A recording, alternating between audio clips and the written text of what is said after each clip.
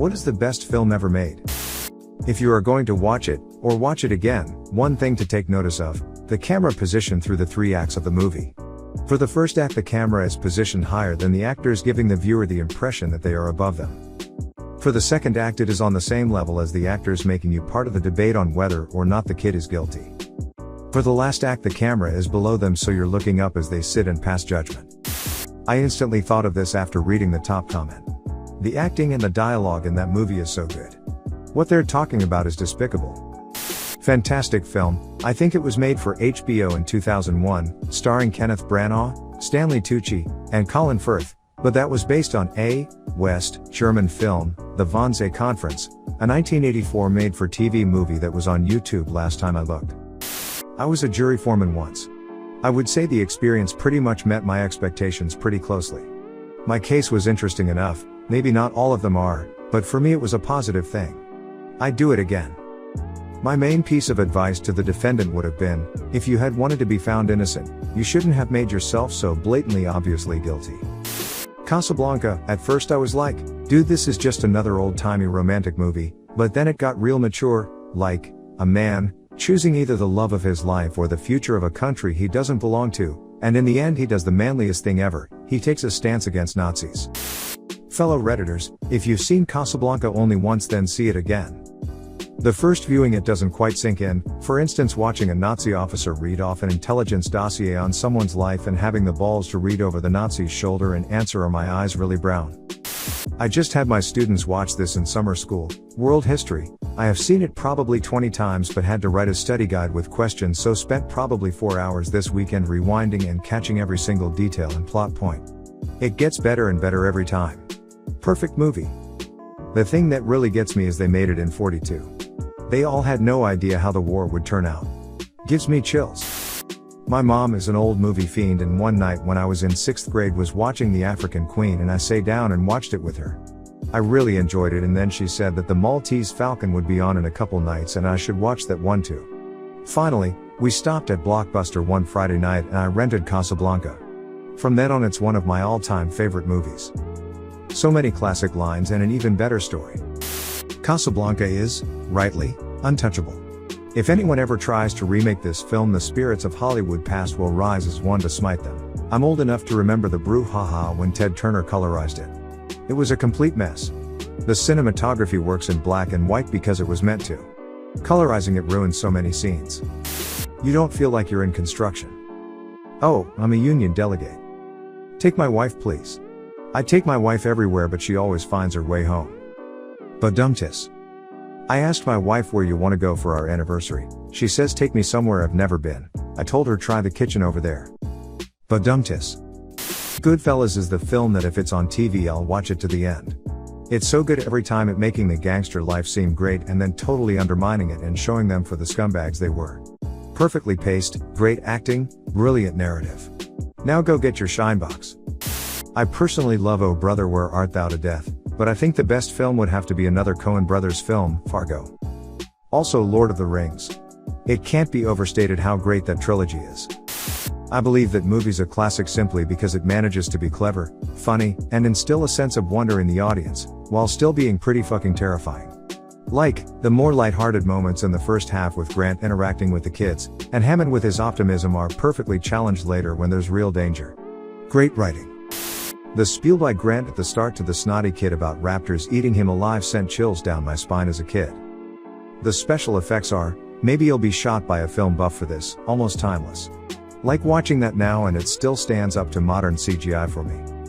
This is largely because the SFX team on that film were savvy enough to know what CGI could and couldn't do. The time CG is used in that film is, mostly, distant, or dark shots often obscured somehow, be it rain or just being in a darker environment, with very simple single-point lighting, in other words the best possible situation to hide the limitations of the medium. Probably the worst CG shot in the film, or the one that's aged most noticeably, is the opening shot when they arrive at Jurassic Park of the Brachiosaurus feeding from that tree. Why? Because it's slow, gives us a really decent look at the dinosaur, and is in full sunlight. It's the shot that lets us study the details the most.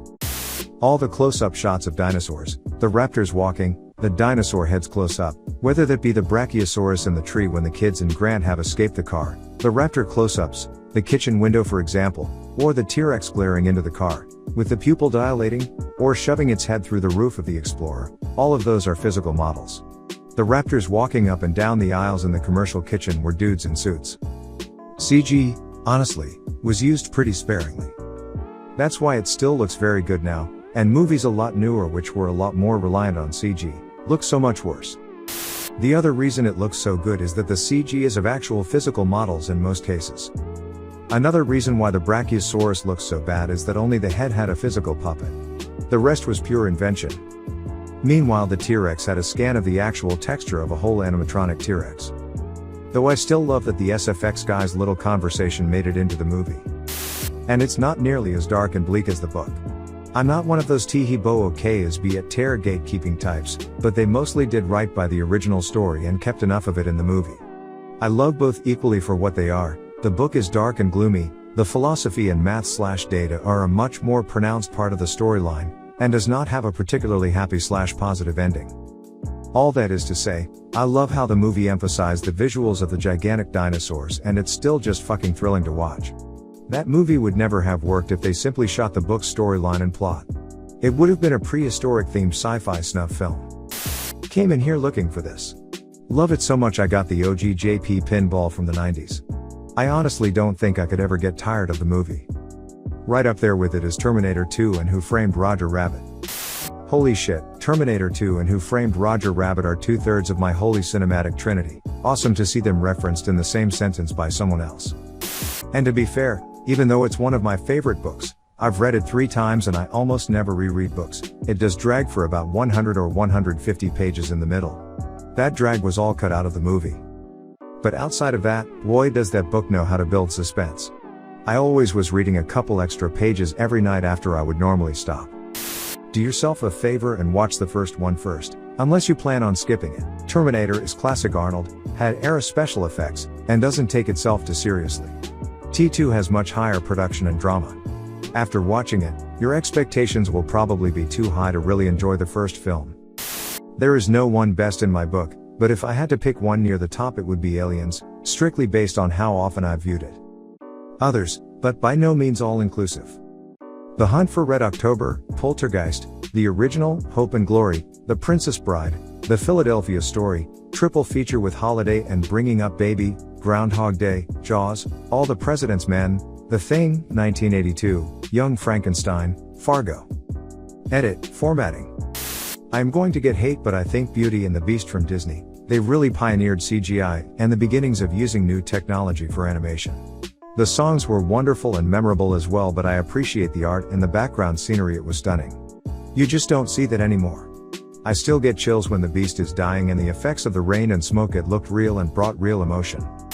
Back when I was a kid, mid-90s, there was a sports card store in the Twin Cities called Schindler's. There were maybe half a dozen of them around. Growing up, I wanted to watch Schindler's List because I thought it was about baseball cards, but Dad would never let me. Good thing he didn't. I remember the first time I saw it, loved the movie but I can only watch it once every 2 to 3 years.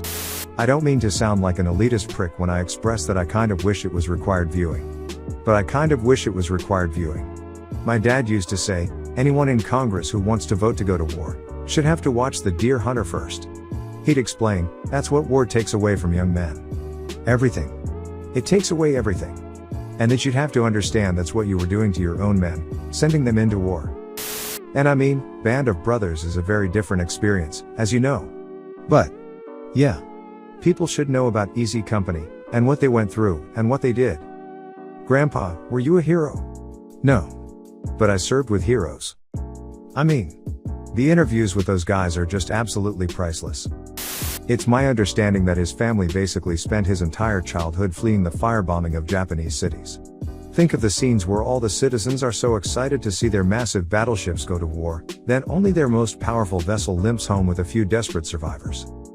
Miyazaki added basically the entire war plot to the film version as a recounting of what his toddler years actually were, including those that only fight to try reduce overall harm done, still getting just as scarred and fucked up as anyone. A whole lingering transformation thing is basically 1-to-1 for PTSD. He took Diana Wynne Jones's love story and added one of the most poignant anti-war messages I've ever seen as a fucking backdrop, able to do so with such power because he's lived it. Chicken Run is unquestionably the best film ever made, and that's a hill I'm prepared to die on. Timelessly funny, brilliant performances from the voice actors, and the animation is absolutely flawless. Every joke still lands even 20 years later. And the soundtrack, my goodness. For a claymation film about chickens escaping from a farm, Harry Gregson Williams and John Powell had no need to pull out all the stops the way they did, but damn is the soundtrack just perfect. Have a listen to Building the Crate, it's an absolute banger and fits the scene so perfectly. These are the same two who gave us the soundtrack to Shrek, by the way. We do this occasionally.